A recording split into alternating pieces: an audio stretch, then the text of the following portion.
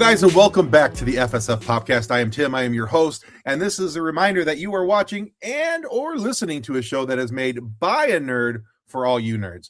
So I'm glad that you can join me tonight. Now, our guest in the Nerdatorium is one of the guys I legitimately have been hoping to get on the show since its inception. His work was a staple of my younger years and something that I very much enjoy going back and revisiting. He's an award-winning and award-nominated. Let's try that again.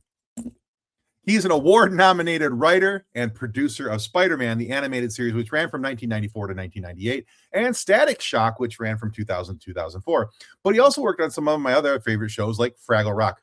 Freaking love Fraggle Rock. And he also worked on Green Lantern, Beware My Power. Now, that's just to name a few of the things that this man is responsible for help bringing out into our pop culture universe. Now, but since that time, he hasn't exactly sat back on his hands. He's been out creating other great works, including his new series on PBS called Weather Hunters, starring Roker, which, by the way, if you got little ones around the house, it is a very fun and enjoyable show.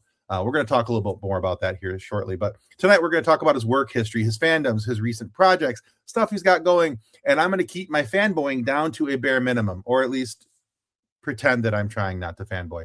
But either way, I am so very excited and honored to welcome John Semper to the FSF Podcast. Welcome to the show, John. Thank you, Tim. It's good to be here. Thank you. I've been telling everybody all day, I'm like, you're never gonna believe who I'm talking to tonight. Spider-Man, watch Spider-Man. Yeah. So anyway, there was a whole lot of that today. And I think the guys that I work with are pretty much sick about hearing about who I was going to talk to tonight. But I'm still excited about it, so that's all that matters.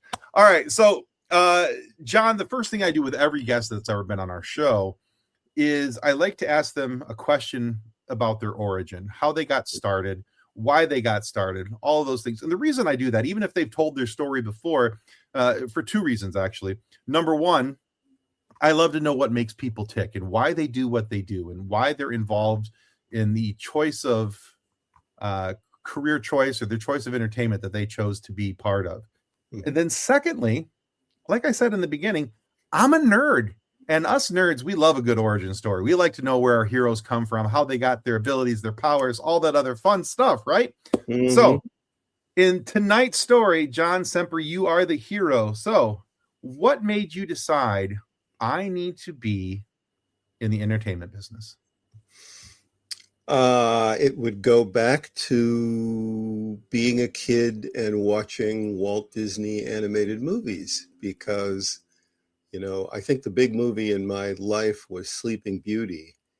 So okay. You're looking at this CinemaScope stereo sound major motion picture, and the idea that came from somebody drawing on a piece of paper, I thought that was incredible. I thought that was amazing. And I grew up in the 50s, so I grew up in an era when Walt Disney was on TV, and he was always doing programs about how to make animated cartoons. And here are my animators behind the scenes, and they're drawing, and those drawings become these amazing motion pictures. So I think that's probably where it started for me. Also, Walter Lantz had a TV show, Woody Woodpecker TV show, and at the end of that show, he would do little interstitials about how cartoons were made. And many years later, I ended up befriending Walter and making a short film about his career for Universal Studios tour. And I got to handle all that material again as part of the documentary that I made about him. And so that was kind of nostalgic and fun. But that's really where my interest in cartoons began. It would start with Disney. And then, of course, Hanna-Barbera, during my childhood, they started making cartoons for TV. So I was a big fan of everything that they did, Huckleberry Hound, Yogi Bear, all that kind of stuff. And then, of course, many years later, I ended up working on staff at Hanna-Barbera. So, so that's really where it started for me. And then when I hit my teen years, I developed an interest in film, just in general. I took a really, really excellent film class one summer taught by a guy named David Porter. And he was from Rhode Island School of Design. I'm an East Coast person. I grew up in Boston. And that class opened my eyes to this whole concept of directors and auteurs and, figuring out that film had more to say than simply just telling the story. And being exposed to George Méliès and all of these wonderful filmmakers that had, been throughout the history of film. And so that kind of continued right up through my college years, where I grew up in when I was going to college, it was during the 70s. And there were, again, the auteur theory, and there were all these wonderful filmmakers, Truffaut, Bergman, Robert Altman was making all these great movies. So, I mean, it just kind of one thing led to another, and it all had to do with film. And I started making little animated films when I was in high school, and I started making Super 8 films toward the end of my years in high school, and then all through college. And I started playing around with 16 millimeter, and then eventually I ended up in Hollywood, because that's where all the film was. That's where all the filmmaking was happening. Okay. That's a pretty interesting background. Yeah, I think a lot of the people that I talk to that have had a history in animation, I don't know that many of them have had such a history in filmmaking as well, or an interest in filmmaking. Typically it's that animation caught their eye, and that's where they spent their time, and that's what they paid attention to. And not that there's anything wrong with that, but that's usually that's usually the way that the things go. Yeah. But what was it about film that caught your eye that was different than animation that made you want to pay so much attention to it? Well, Boston was an interesting place at that time, especially Cambridge. I went to Harvard, and I spent a lot of time in Cambridge, Massachusetts. And we had a number of really good revival theaters there. Probably one of the best was the Orson Welles Cinema. And I got very interested in looking at films from an artistic point of view, or from a creative point of view. The fact that directors were figuring out interesting ways of telling stories. That was all sort of burgeoning. The whole cahiers de cinema thing started happening in the late 60s, and Peter Bogdanovich was writing all these great books about filmmakers. And I got very interested in silent films. That's another thing. As a kid, I was a collector of silent movies. Oh, interesting. And 8 millimeter. My uncle kind of got me started with that, because my dad bought an 8 millimeter projector, and my uncle brought over some Laurel and Hardy comedies that were from this company called Black Hawk Films. And I started getting the Black Hawk Films catalog and realizing there was much more going on in this, this silent era. And so I started collecting silent films, and then eventually got a 16 millimeter projector and was collecting sound films. This is before people really understood the concept of watching something more than once. This is before DVD or VHS or anything like that. So I was a real film buff. I just got very fascinated with the idea that you could tell all kinds of wonderful stories with films, and so many really great filmmakers had pre-existed, people like Douglas Fairbanks and Mary Pickford and whatnot, D.W. Griffith. I became a big fan of D.W. Griffith, interestingly. So I became a little bit of a film historian. Excuse me. And I used to write articles for local newspapers and magazines in Boston. But I worked at the Orson Welles Cinema, and had an opportunity to meet some of these really great directors. So I met Francois Truffaut, I met Orson Welles, I met Eddie Dmytryk, I met Vincent Minnelli. They all came to Boston and did screenings at places like the Orson Welles, Marcel Ophuls. It was a really happening place for people who were interested in film in the 1970s. And then that really, that whole Chinatown, Roman Polanski, Godfather, all that was happening at that time. And from the age of 15, I worked in movie theaters. So I got to see certain movies over and over again.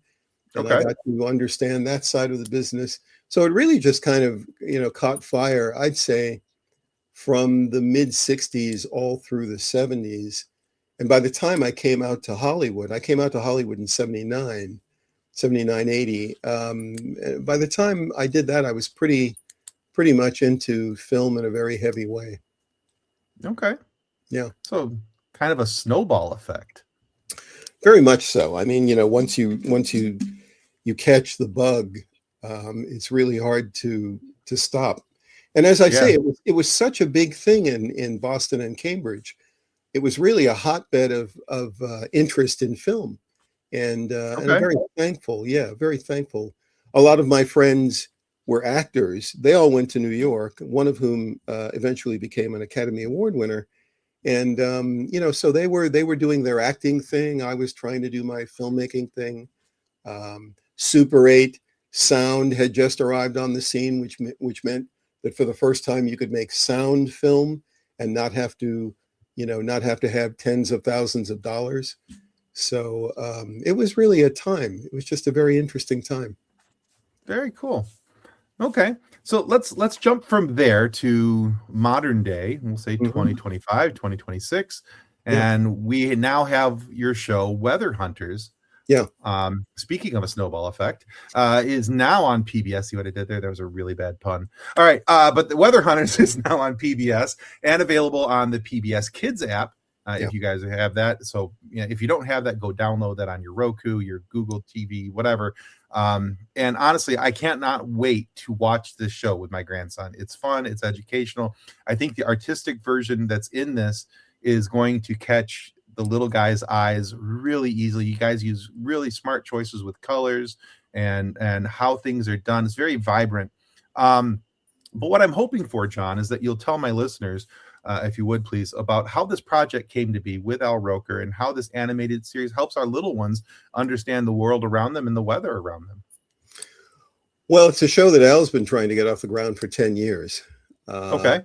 he's obviously being the weatherman for the Today Show. Sure. Yeah. Now celebrating, I guess just yesterday, they celebrated his 30th anniversary on the Today Show, which is pretty amazing. And Yes. Al, yeah, for many years was trying to get a show going pertaining to weather, teaching kids about weather. It's based on his family, so that the lead character is basically him, and his wife is basically his wife Deborah, and the kids are basically his kids, as they were 10 years ago when he started trying to get the show on the ground, get the show off the ground.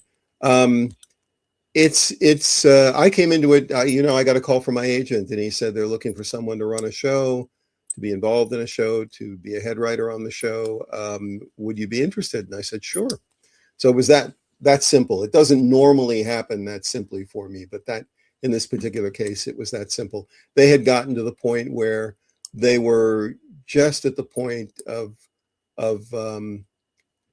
looking for funding, I guess. Okay. PBS was committed to it, but they were still looking for funding. So I went in and met with the people involved, and then 2 years later, the show was actually announced, and then we started working on it. So sometimes you have to wait for a very long time in this business. Yeah. Fortunately, I had other things to do, so it was. But it was great working with Al. I mean, Al is the person that you see on screen. He's a really wonderful guy. He's a pleasant person to be involved with. Really has, charged right into the making of an animated show, which is not something he'd ever really done before. Okay.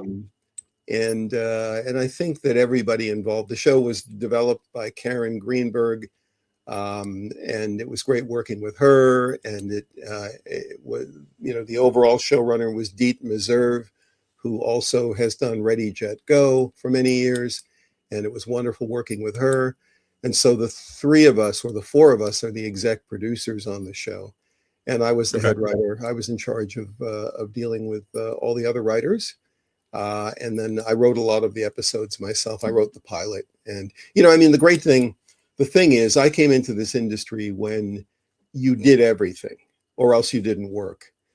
Okay. So, and I actually love doing preschool. I did a show many years ago called JJ the Jet Plane, JJ the jet plane. Yeah. which ended up on PBS for about 10 years on and off. Yes. So I pride myself in, I can do action adventure, I can do comedy, I can do drama, I can write live action, I can write animation, and I can do preschool. And so it was really fun to dive back into preschool. I hadn't done it for a while, And this was just a wonderful vehicle that had mostly been developed, but we still, there was still more work to be done. And it's turned out really well. We just got nominated for an NAACP Image Award. Perfect. And we just won another award given out by the American Library Association. These are the people who give out the Caldecott and Newbery Awards. Okay. This is their big media award. We have actually just won. And we only That's awesome. Yeah, thank you. We only found out about that 2 days ago. So we're basking in the glow of that victory. Oh, as well you should. That's awesome. Yeah, thank you. Yeah, I've just honestly, I've watched a handful of episodes. I haven't watched them all yet. I plan to, especially if the more time I spend with my grandson, the likely that's going to happen. But I have thoroughly enjoyed just the interaction of the family dynamic. The Hunter family vehicle, getting them from spot to spot. I just thought, it's just kind of fun. It's just there's a lot of little fun things about this show that you don't have to be preschool age to enjoy, which I like is, weather's not dumbed down for little kids in this, but I think that it does a really nice job of setting the table of why things are happening, and when especially the couple episodes I watched just today were about the Christmas in Africa episode and the Groundhog Day episode. And I thought that was really nice. The little boy being all excited, going to have a snowy birthday, and just the chronicling of things. It just makes it for a really nice experience where it's not just, oh, golly shucks, here it is, it happened, but, really setting the table, helping them understand the world around them. Well, thank you, Tim. We're really happy with the response to the show. That the kids have gone crazy. We just did a screening at the Museum of Natural History here in LA. Okay. And we had 1,000 people show up for 2 screenings. And the response was overwhelming. I mean, you can get a good response, and then you can get a really wildly enthusiastic response. Yeah. And we're getting a wildly enthusiastic response. And I think it's been downloaded or watched something like 80 million times on the streaming service. So we're really happy. It's being very successful, and people are really enjoying it. And that's, it's always hard because you work in the dark. You work on something, and then people don't actually see it until maybe a year later. So all the stuff that we thought that we were putting in appears to be paying off, and I'm very happy about awesome. That. That's awesome. Yeah, I'm glad to hear you guys are getting the recognition. The awards are nice as well. That's great that the show's getting the recognition. It's very well deserved. It's been a lot of fun for me to watch so far. And so but yeah, guys, if you're looking for a show to watch with your young ones, or if you just like weather and you like Al Roker, check it out. It's a whole lot of fun. Like I said, it's very, very nicely drawn. The color selections are just, the color palette used is very vibrant, very entertaining. It catches your eye, and it's easy to watch and listen to. So just a lot of fun. So thank you. Yeah. All right. So John, let's switch gears and let's talk about the coffee mug you just held up there. And the guy that's all over your shirt. There you go. Now you worked on a lot of superhero themed shows, of course, Spider-Man. But there's been Venom. You've worked with Static Shock, Incredible Hulk, Green Lantern. That's just a few of them. What is it about the superhero comic book genre that attracts you and makes you want to get more involved? Well, again, it goes back to my my youth. I was there when Spider-Man, Fantastic Four, when the whole Marvel universe began. I was in high school. I was in a subway station. There was a kiosk. I saw the first issues hanging on the kiosk, rack. I was a DC guy in the beginning. I mean, really, that's all there was to be was, reading Superman and Batman. So I really didn't take to the, to the comic books when they literally first started. But by around the second or third issue, I started picking up Spider-Man and Fantastic Four. I immediately got absorbed into the Marvel Universe, became a huge fan, and became a huge fan of Stan's writing, and became a huge fan of Jack Kirby's artwork, Steve Ditko's artwork, John Buscema's artwork, if that's the correct way to pronounce his name. I believe that it is. You know, I mean, I was the perfect age. I was 15 Oh, sure. Yeah. when Peter Parker was 15, and our lives were intertwined. So that's really where my interest in action adventure comes from. And then, you know, being young enough to have watched Johnny Quest when it was first aired, that was an important show. But really, it was the Marvel Universe. And then when those god-awful Grant Tree Lawrence cartoons came out, the Marvel superheroes have arrived. Yeah. Uh, I couldn't get enough of that. I thought that was amazing that the actual comic books that I was reading ended up on screen being somewhat similar to the comic books as they had been written. So yeah, I mean, I was the perfect age for all of that, and I grew up with Marvel, and I grew up really worshiping all of those people. You know, the thing that Stan did, Stan gets a lot of heat. In fact, I was on some Stan bashing um, uh, group this morning on Facebook. Facebook had promoted this. I'm not on the group, but there it was in my face, and I started reading it. And there was all this Stan Lee bashing going on. And the thing is, nobody realizes in what low regard the general population regarded comic books in the 1950s and early 1960s. They were like one level up from toilet paper. And that's why so many parents destroyed so many kids' comic books back in those days, because there genuinely was this feeling that comic books would rot your mind and that you were slightly demented if you read them. And there's this idea now. I got into an argument with someone online some years ago where some younger person was trying to convince me that comic books have always been hailed as these great artistic achievements and these great works of art, and nothing could be further from the truth. Far from it. Yeah. Exactly. I mean, to the point where, you know, creators of comic books like Bill Gaines were brought before Congress because they were corrupting the minds of youth, of American youth. And to be brought before Congress back in those days was tantamount to being thrown in prison, really. Yeah. Because you could very easily end up in prison. So comic books were not regarded highly at all. And there was something slightly wrong with you as far as the world was concerned if you read a comic book. And the person who single-handedly changed all of that was Stan, because for my generation, Stan made comic books cool. And he did something that any artist could have done, which is to tour the country and give lectures and stand in front of college students and really popularize the medium. Anybody could have done that, but the only one who did it was Stan. And I remember vividly going to an evening with Stan Lee when I was in college, first or second year of college. And he showed up. I'll never forget this. It was $16 a ticket, which was a lot of money back in those days. Yeah. And he showed up, and it was one of the best nights. He was. Pardon me, I hit the microphone for a second there.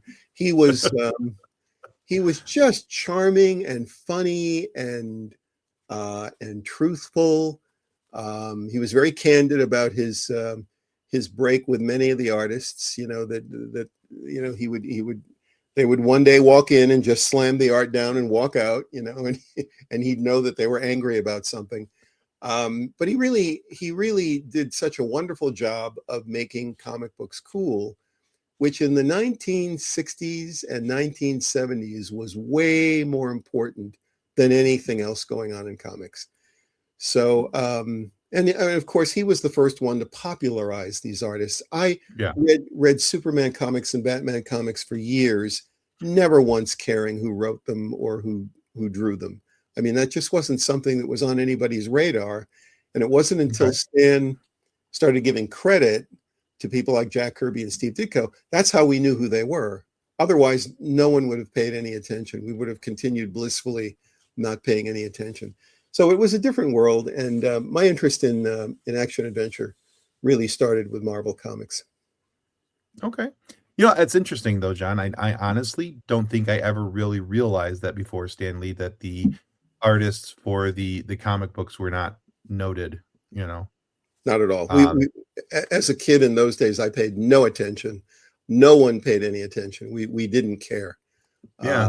And it wasn't until Stan started creating Jolly Jack Kirby and Swingin' Steve Ditko, and I Right. mean, Yeah.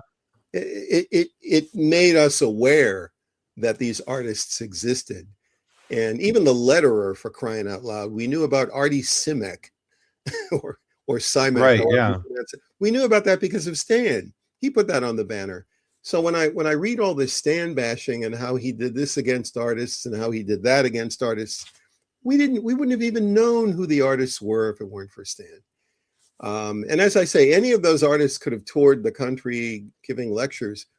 They didn't. Stan did. And so really concentrating on writing and artwork started with my love of Marvel Comics, and then eventually followed me through my career in animation. That's pretty outstanding. So it had to be a kind of a full circle moment for you then to be able to work on the animated series along with Stan Lee there, to work with him, and because I was in an interview I had with I think it was Stan Berkowitz, and talking with Stan. He talked about working with you and Stan on that, and some of the experiences there. So I have to imagine for you that had to be just kind of like a career affirmation. It was a high point. I had gone to New York during my college years to go to the offices of Marvel and see if I could get a job doing anything. And I remember seeing Stan walk across the hallway, off in a distance. And I thought, wow, there he is. There's the man himself. Fast forward many years later, in the mid 80s, I end up working at a company called Marvel Productions, which did everything but Marvel. We were really just basically an animation company for Hasbro.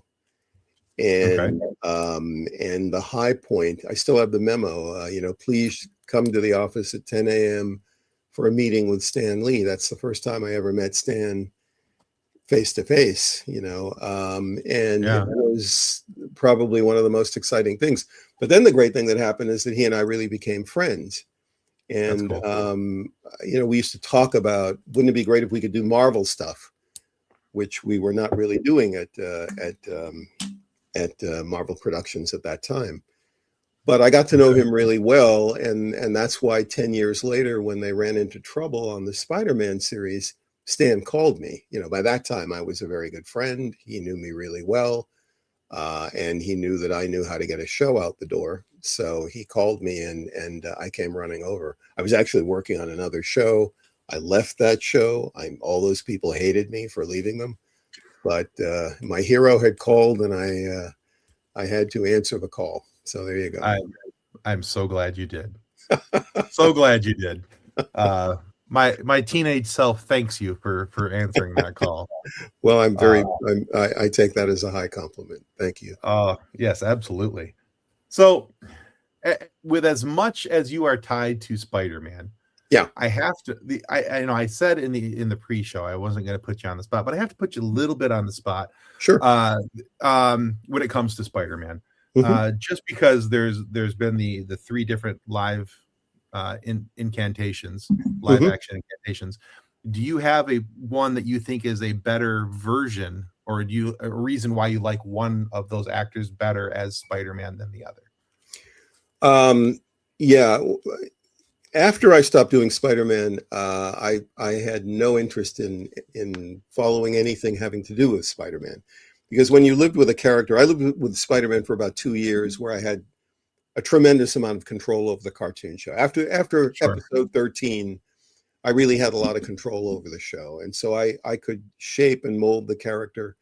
And then suddenly you give all that up, and then you sort of have to watch other people handle the character. And there are things that they do that you might not like.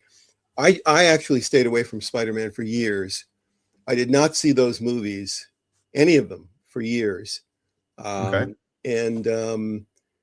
people were ranting and raving about how wonderful they were, and that was great. I switched I switched channels one day, and there was the scene in, I think, the second movie where Mary Jane had invited Peter to come see her do a Shakespeare play, and the seat was empty because he wasn't there because he was off being Spider-Man. And I thought, oh, I wrote that scene. I wrote that scene for the animated show, and they have taken it verbatim and put it in this movie. I do not want to watch this movie. I felt that a lot of what ended up in the films originated with my series. And I have a good buddy, a journalist named Pat Jankowitz, and I would always Oh run yeah, into. Yeah, I love Pat. He's wonderful. good Great guy. dude. Absolutely. And he's like the tallest human on the planet, and so you can't miss him. And he's Very always large. surrounded by a gaggle of people, and he's pontificating. And I would run into him at conventions, and he'd say, "Do you know what they've stolen from your show?" And don't want to hear. That's a very Pat comment. Yes. I didn't want to know. So when I finally got around to watching the Spider-Man movies, and I actually have not seen them all, I thought that I thought they were all really interesting. Some were better than others. I thought that Tobey Maguire was not my idea of Peter Parker, but those movies were fun. Yeah. I could feel Avi's hand in the one with Venom because it seemed like Venom was just wedged in at the last minute. And so I guess that was the third one. How many did Tobey write? Yeah. Yeah. So Toby's third movie. Suddenly Venom's there, and I thought, oh, that's Avi. I could hear Avi's voice. Oh, we got to get Venom in there.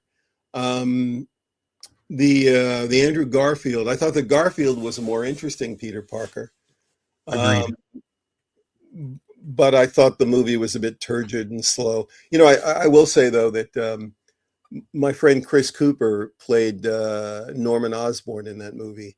And Chris actually had called me and had asked me about the Osborn character. And I had sent him a couple of videos or linked him to a couple of videos that he could look at so that he could understand the Osborn character historically.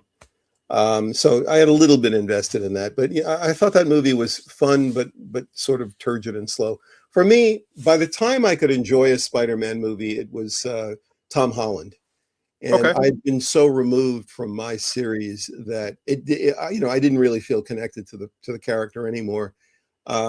It's a whole different world. It's a whole different, none of it is really the world of Spider-Man that I know. He's got a friend who knows his identity immediately, and it's a whole different Spider-Man, and I enjoyed it. I enjoyed those films tremendously. I think Tom Holland is great, but none of them are my Spider-Man, and so there's always just a little bit of, oh, I wouldn't do that, or I do that a little differently or something. Of course, I remember Stan coming to me once. This was when Cameron wanted to do the Spider-Man movie, and I was not allowed to see the outline, the outline for that movie. Yeah. Because they didn't want it to pollute anything happening in my series, and it was all top secret anyway because it was this movie that Cameron was going to do. It cracks me up now that you can find it online. But Stan came to me one day and he said, the thing that I don't like, I don't want to bother anybody about this, but I really don't like the fact that his webbing is coming out of his wrist and it's organic. He did not like the fact that it was organic webbing coming out of the wrist. And I would agree with that. I mean, the thing is that people start changing things, and it really, I'll give you an even better example. So they've resurrected Fraggle Rock on Apple. Yes. And I won't watch that either. But at any rate, I happened to see about 5 minutes of it. I was flipping around and happened to see 5 minutes of it. And there was a Fraggle talking to a Gorg, and they were having a conversation. Or maybe it was a Doozer talking to a Fraggle. And you see, the thing about Fraggle Rock is that that's not supposed to happen. Right. Yeah. Fraggle Rock is about three different species who do not understand how to communicate with one another, or they don't communicate with one another. Yeah. They don't And, interact. and yet we, the viewer, can see that they are connected. That's the whole lesson of Fraggle Rock. So it's, for me, it's like it's a cheap writer trick to say, well, why aren't these characters talking to one another? And then you have them talking to one another. And it just ruins the whole premise as far as I'm concerned. So they can make as many of those as they want. They can spend all the money, as much money as they want. But for me, they've broken the premise. And I know that premise Okay. was very important to Jim. You know, the fact that only traveling Matt went out into the real world and Right. considered it outer space and didn't understand it. All of Right. that formatting was very important to Jim. And when you start changing things, I think it really fundamentally kind of messes them up. So the minute you start having Spider-Man shooting webbing straight from his wrist because somehow it's a biological function, I think that you've really kind of hurt Spider-Man on some basic level. I get nervous nowadays with anything that's rebooted when it's something from my childhood because I'm worried of what they're going to change, why they're going to change it. Yeah. I don't care. I don't care if there's a gender swap. I don't really care if there's a racial swap, things along those lines. Those things don't bother me. It's the things like you mentioned right there with Fraggle Rock, where it's something that's intrinsic to the story. Those are the things that I get worried about, where I'm like, oh, so we did that. That was a choice. Okay. Yeah. Uh, Yeah. but yeah, I understand completely what you mean about the new Fraggle Rock. It looks like Fraggle Rock. It just doesn't feel like Fraggle Rock. I understand. Yeah. Yeah. Because I did watch a couple episodes of it. And I was like, huh, they don't talk. I had the same reaction. So, but yeah, yeah, and it was the same when they brought back He-Man. I'm really nervous because they're bringing back Voltron for a movie now, Yeah. and I'm just like, these are the cartoons of my youth. And I'm just like, Can we talk real nerd talk here? absolutely. That He-Man reboot was dreadful. Dreadful. It wasn't just a slight misfire or a Yeah. casual change. It was dreadful. And, as someone who takes properties and develops them, I've handled really big properties like Spider-Man and Green Lantern and whatnot. Yeah. Every decision made in that He-Man reboot was absolutely insane, absolutely stupid. And it was just bad. It was bad writing. And I was really angry when I watched that He-Man reboot. And I'm not a big He-Man fan. He-Man actually Right. came a little after I was watching Saturday morning cartoons. I'd already started college and I had discovered girls. And so I was no longer interested no longer interested in being in front of the TV on Saturday morning. But no, that to me is the worst example of how to reboot a franchise. It is the worst example. And yeah, I mean, I know people that were involved in doing it, Yeah. and I certainly don't mean to insult them, but just no, that was a horrible thing. It's not an insult. It's an artistic difference. We can have artistic differences and still get along with other people. That's completely okay. Yeah. I mean, I saw your take on the Ahsoka series for Star Wars after the Ugh. announcement of Dave Filoni and the other person who are taking over for Kathleen Kennedy. I saw your take on Ahsoka. I mean, I completely understand. Hey, we're allowed to have artistic differences. That's the whole joy of being a fan, is that we can have different points of view. As a writer who handles writers, there are, when you're developing scripts, there are certain logic. There are certain, there's a certain adherence to logic that you like to maintain. You're working in a very fantastic medium. So if you start playing fast and loose with the internal logic of the world, then you really just mess everything up. And Ahsoka was so, I mean, didn't we lose Liam Neeson's character in the Star Wars universe, didn't he die by getting a laser sword through his gut? And It's all about organ placement there, John. I mean, and then I don't even know the character, but she gets a laser sword through her Sabine, gut, yeah. and then she gets better. And a couple of scenes later, she's out there doing her thing. And I thought, this is ridiculous. This is absolutely ridiculous. And there were so many logic problems. And then the other thing about that cracked me up was the director, and I believe it was Dave Filoni, seemed to think that the way to make everything dramatic was to make everyone pause in between lines. So there would be like a 5-second pause in Oh, the between Shatner effect, yeah. everyone's line. It was like, what are we going to do? Pause, pause, pause. I don't know. Pause. And I thought, this is really a 15-minute story. It's just we're trying to stretch it out, John. We're trying to get that 42-minute time slot. Come on. So yeah, I had some big problems with that.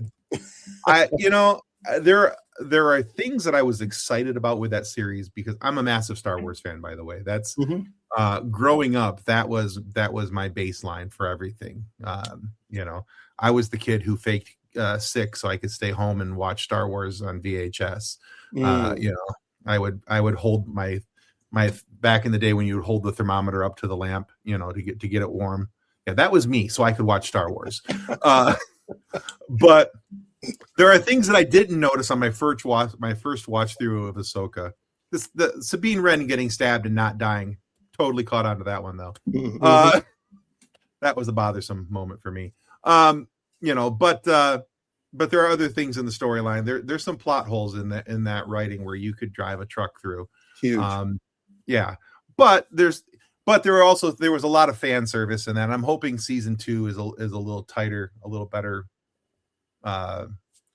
directed of a series, because I have high hopes for season 2 because there's lots of questions in season 1 that I don't have answers to, and I'm still a little bothered by. But that's a whole other topic for a whole other time. But speaking anyway. of, so I love Star Wars too, and I always credit Star Wars with being one of the things that convinced me to make the big move and leave Boston and come out to LA. Okay. Because I just thought it was magnificent. I mean, Oh yeah, for sure. Seeing that movie the first time was incredible. But I actually did do a job where I got to work with George Lucas, and this happened in the late 90s, I think. And it was for the George Lucas Educational Foundation. Okay. But that was what had Mr. Lucas's attention during those years. And so a number of writers, I worked with 2 other writers, and we were invited up to Skywalker Ranch, and we actually sat in his office from like 10 o'clock in the morning until 6 o'clock in the evening. And we had tea with him, and sometimes he joined us for lunch. One time he invited us to a screening of a rough cut of Young Indiana Jones. Oh, cool. But how when you go into an environment, you pick a seat, and then that becomes your seat for like all of the times that you are in that environment. Yeah. Well, the seat that I chose behind me was the only thing he had in his office that pertained to Star Wars. And it was the chess set, the original chess set with the monsters, the stop motion monsters. Wow. Yeah, I sat in front of those. They were right over my shoulder for the entire time that I was up there. So that was a great experience. Yeah, that's fantastic. Well, John, I think honestly I could sit here and talk with you for hours, because I know you have stories upon stories, and I would love to hear them all. Speaking of getting a cup of tea, I would sit down with that and we just, listen to you tell some stories. But I think we're at a point where I need to ask you a silly question. Okay. All right. And it's really not that silly, but we call it a silly question all the same. Now the basis for this is that a team member here, Kathleen, was out and about with her daughter, and somebody asked her daughter this question, but not Kathleen. And Kathleen thought that was kind of rude, because you should never age out of this question. And that question is, my silly question for you, John Semper, is, John Semper, what's your favorite dinosaur? Well, it's a little hot in my office. I hope you don't mind if I just for a second get out of this shirt and get comfortable while Well, I hope you don't mind. It's just a little hot in here today, and No, no, fine. I'm sorry to flaunt this in front of you because I know that there we go. There. I hope you recognize this shirt. I am not recognizing this shirt. I feel bad. This is Peter Parker's shirt. Oh yeah. I wore this. I'm wearing this just for you. This is the famous Peter Parker shirt from my series. Yes. Yes. What's my favorite dinosaur? There was always the classic battle between the Tyrannosaurus Rex, the T-Rex, and the Triceratops. Yes. So whenever anyone made a movie about dinosaurs, there would always have to be the battle between the T-Rex and the Triceratops. And that goes all the way back to the silent era. And so I would have to say I was always rooting for the Triceratops because it fought a good battle. It usually lost, but it fought a good battle against the T-Rex, which none of us liked. Excuse me, because it was a bully. He was a bully, and he was vicious, and he was always the one that attacked. And the Triceratops was usually just trying to protect its young. In fact, I just watched the other day, talk about silent films, The Lost World. Yeah, the silent version with Wallace Beery, and at the end of the particular Blu-ray that I have, they had outtakes. And they had outtakes from the animation, stop motion animation that Willis O'Brien did of the two dinosaurs battling. And the Triceratops started out by protecting its young. That's what it was really doing. And you saw these little baby Triceratops, kind of being protected. So I would have to say it's the Triceratops. Good choice. Triceratops is also my favorite. So, well, there you go. All right. Different reason, actually, but all the same. We'll stick the landing on that. And honestly, the reason I didn't recognize the shirt is I thought you had something dinosaur on underneath, and so I was trying to pick out what dinosaur that was representing, and I'm like, I am just not making the connection here, John. I am not making the connection. That's all right. All your watchers will they'll get it immediately. I'm sure. Yeah, for sure. John, thank you so much for being on the FSF podcast today. Where can our listeners and viewers go to find out more about you, your work, everything you've got coming up? Well, I've got a thing on YouTube called the John Semper Network, and I am going to. This is a big announcement. Here's a big announcement for your podcast. I'm going to start going through the Spider-Man episodes and giving commentary because I am planning. Cool.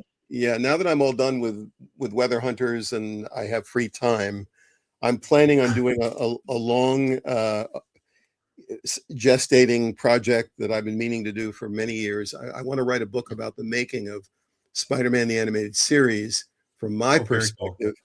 And in order to do that, I actually have to rewatch all of the episodes because many of them I have not seen in 30 years. There are some episodes that I haven't seen since they aired. So I'm going to be going through the episodes, and I'm also going to be offering a kind of an overview, sort of what you'd get if you had DVD extras. I'm gonna go through them and talk about some of the things that I like about the episodes and some of the things I don't like. And that you can find me on YouTube. It's called John Semper Network. Okay. I'm on Facebook every day. John Semper. You can find me. Just look for my ugly mug and hop on and it's public, so you don't have to friend me. You can see what I'm posting. So those are my two major, all the announcements that I'm going to make about anything are going to be on Facebook. And then the John Semper Network is where I'm going to be giving the Spider-Man commentaries. So that's brand new. That's actually something I'm preparing right now. Awesome. All right. Well, I'll make sure that we include links for both down below in the show notes so that everybody can give you a follow on YouTube as well as your Facebook page and read all the cool stuff that you've got coming up. So very excited about that. Now, hey guys, if you haven't figured out yet, now is a prime opportunity to remind you that following our show on YouTube as well as following John's network. His channel is a completely free action. It costs you $0, 0 lira, dinare, pesos, whatever you want to call it. It's absolutely free. So make sure you click that like and subscribe button. And both of those actions help our channels to continue to grow, to get you great, amazing content for you to be able to enjoy. And it helps us get more amazing guests like John Semper here to come on, have these great conversations and things for you guys to be able to enjoy as you tread your way to work. So give a like, give a follow, check out John's work. You're not going to regret it. So, John, thank you so much for being on the show. This has been very, very enjoyable, and I am just thrilled you said yes. So thank you so much. Tim, it's been my pleasure, and thank you for having me on. This has been great. Thank you so much. All right, guys, on behalf of John Semper and the FSF Podcast, thanks for watching, and may the Force continue to be with you as you live long and prosper. Goodbye! Reference to any specific product or entity mentioned on this podcast does not constitute an endorsement or recommendation by Pop Culture Addicts. The views expressed by guests are their own, and their appearance on the program does not imply an endorsement of them or any entity they represent. If you have questions about this disclaimer, please contact us via email at info@pcapod.com.